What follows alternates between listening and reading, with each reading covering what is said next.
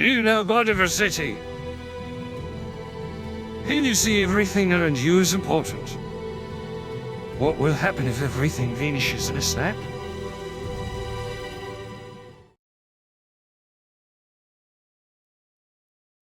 My name is Zikry and I will continue with the environmental issue.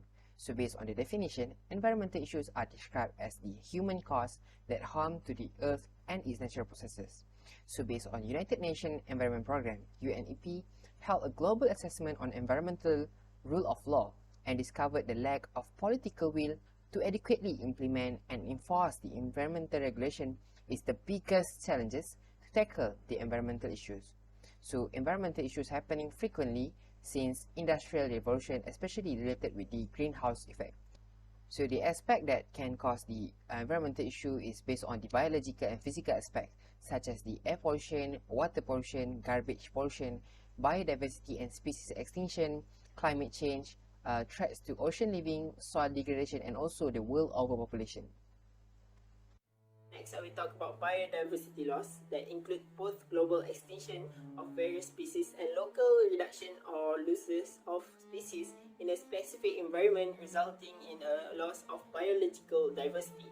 This phenomenon can either be temporary or permanent depending on whether the environment deterioration that caused the loss is irreversible or permanent. The current global extinction is often known as the sixth mass extinction, has resulted in a biodiversity catastrophe caused by human activities that extend beyond their limits and so far have been proven as irreversible.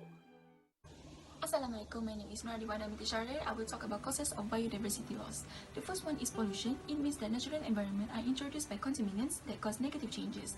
The quality of air, water and land are degraded by them. For example, human activities like car exhaust fumes, noise pollution and light pollution. The second one is destruction of habitats. It means that the removal or modification of environmental conditions required for animals and plants to survive. For instance, deforestation has a negative impact on ecosystem and the species that inhabit them. Habitat destruction, habitat degradation, habitat fragmentation are examples included. The third one is invasion of alien species. It means that species that are introduced outside of the National Geographic range and become problematic. They will act as predators, compete for food, merge with native species, and introduce parasites and diseases. For example, the gray squirrel spreads diseases that endanger the native red squirrel called squirrel pox virus. The last one is overexploitation of natural environment. It is a practice of harvesting an excessive number of aquatic or terrestrial animal, which reduces the numbers of some species. For example, overfishing puts ocean ecosystem in jeopardy, as well as billions of people who depend on seafood as their first protein supply. Smooth handfish went extinct in 2020 as resulted to overfishing, marking the first entirely marine fish classified as such. Hello and Assalamualaikum, my name is Siti and Hafizah, and now I will explain effect of biodiversity. The first effect is climate change. Biodiversity provides numerous ecosystem services that are crucial to human well-being at present and in the future. Climate is an integral part of ecosystem functioning, and human health is impacted directly and indirectly by result of climatic conditions upon terrestrial and marine ecosystem. Marine biodiversity is affected by ocean acidification related to levels of carbon in the atmosphere. Terrestrial biodiversity is influenced by climate variability such as extreme weather events such as drought, flooding that can directly influence ecosystem health and the productivity and availability of ecosystem goods and services for human use. Longer-term change in climate affect the viability and health of ecosystem, influencing shift in the distribution of plant, pathogens, animals, and even human settlement. Indeed, unreasonable weather and extreme weather is a huge problem which leads to destruction and displacement.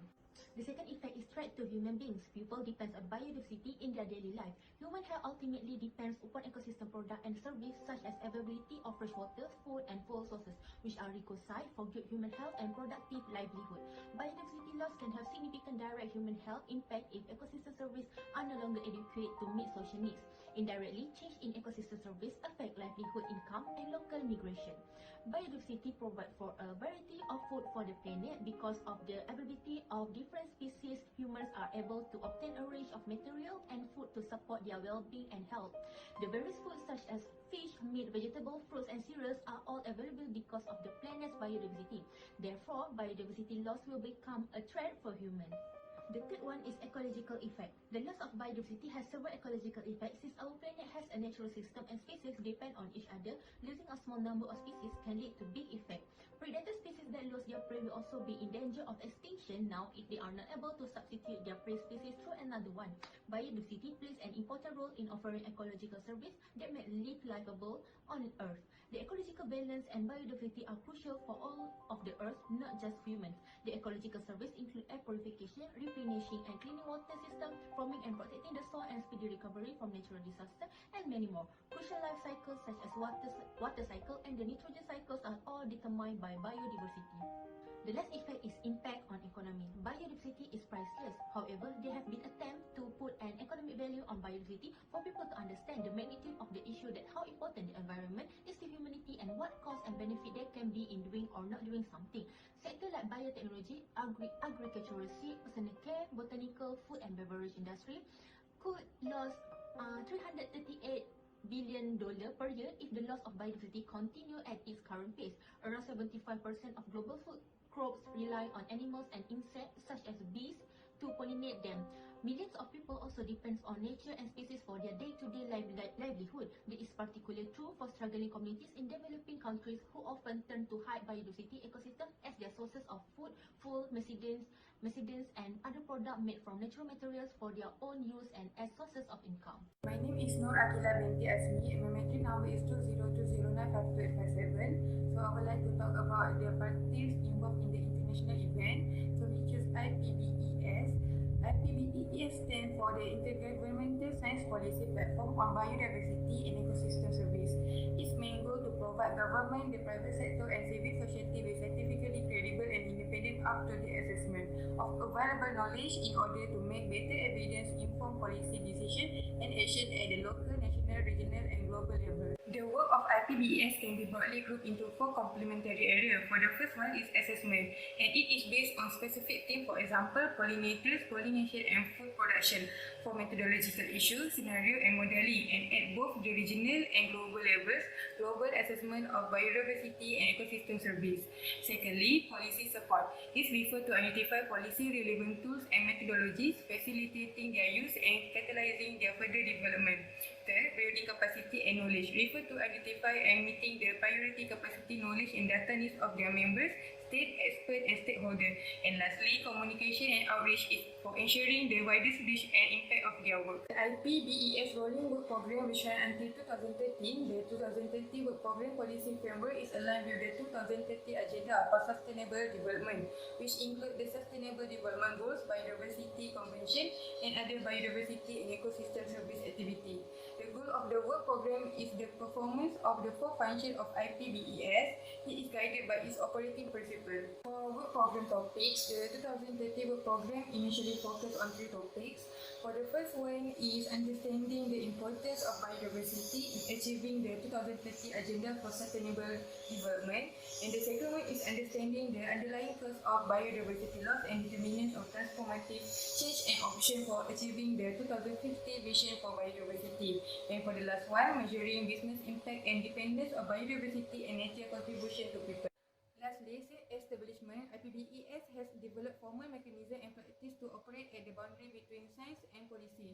It has mechanism including through formal partnership agreement to link to key international body in the biodiversity regime, and namely several multilateral environmental agreement related to biodiversity.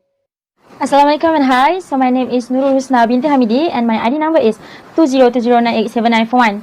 Without any delay, I will continue with my part, which is event or evidence done to increase the awareness regarding biodiversity loss by the UNEP. For your information, UNEP stands for the United Nations Environment Programme, which has many roles towards the environment, including to protect biodiversity for social, economic and environmental reasons, and UNEP also advocates forest preservation. For biodiversity focus, UNEP and its partner are leading the decade on ecosystem restoration from 2021 until 2030, which promotes sustainable land management.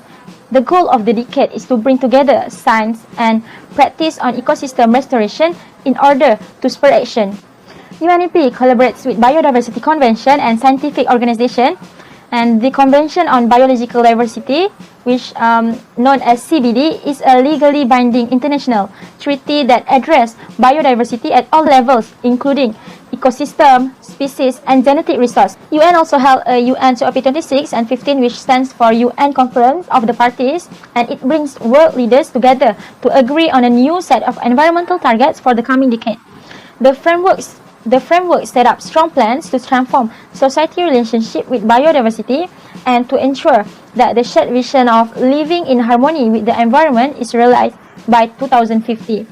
The conference will also seek an equitable and fair sharing of the benefits of natural resource exploitation. Approximately 195 countries are expected to finalize a new deal to protect plants, animals, and also ecosystem. The official proposal framework issued in July outlines four goals for humanity to fulfill by 2050 in order to live in harmony with the environment, a vision approved by the CBD's 196 member parties in 2010.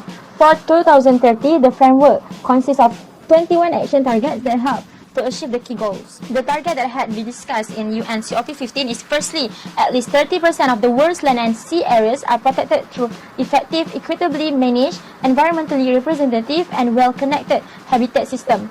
Secondly, reducing the amount of nutrients and toxins lost to the environment by at least half and minimizing the emission of plastic garbage.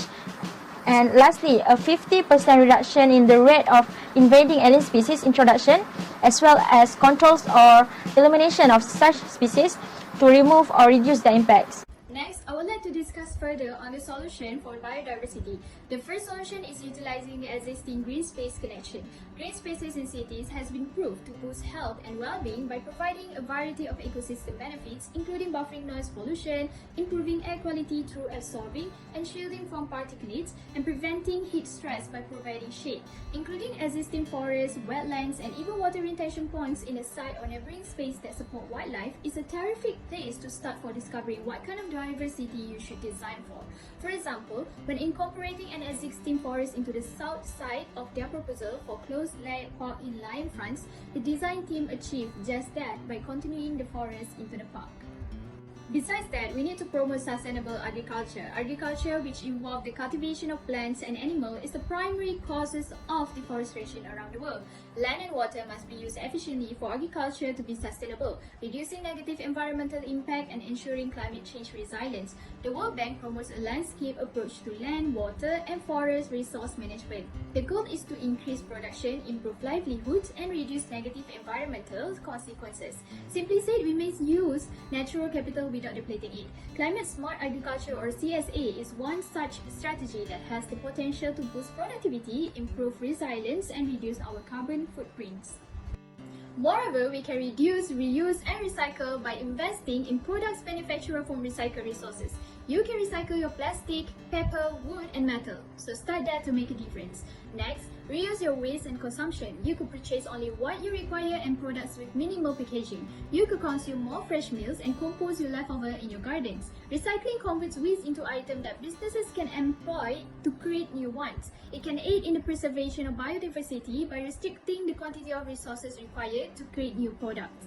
As we can see, China's The Circular Economy Promotion Law, which took effect on 1st January 2009, is a progressive and far-reaching policy based on the need to balance China's rapid economic growth with the realities of deteriorating environment. Lastly, captive breeding and seed bank also as one of the solutions for biodiversity loss. Captive breeding occurs when animals are bred in captivity, which typically in zoo. This is contentious since it necessitates the capturing of animals that are often on the verge of extinction. On the plus side, it allows for the expansion of the species population, allowing for its reintroduction into the wild. Seed banks are the storage facilities for a wide range of plant seeds. These serve as a safeguard in the event that a species goes extinct in the wild. The plant can be restored into its natural habitat after being grown from a conserved seed. This is a serious problem, and seed banks have been collecting samples for years, with some seed banks storing over 2 billion seeds at any given moment. For conclusion, biodiversity and international relations are connected because as the world grows more capitalistic, natural resources will be increasingly exploited to meet the needs of industrialized countries. On the other side, developing countries will continue to exploit biodiversity in order to survive economically and enhance their position and living conditions, with the goal of exporting raw materials for the manufacture of industrial goods. If the strong protection policies and treaties are not implemented, most of the diversity and natural resources that we have today will likely vanish, and there will be little that can be done after that. Finally, the world will change dramatically unless environmental problems become a priority on the international agenda. So that's all from us. Thank you.